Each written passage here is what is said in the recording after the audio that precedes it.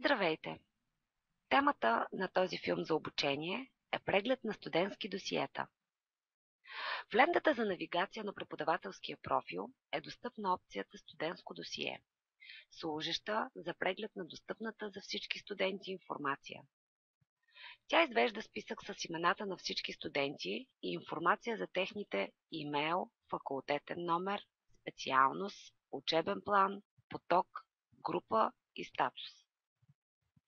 Списъкът може да бъде филтриран по име, факултетен номер, специалност и учебен план.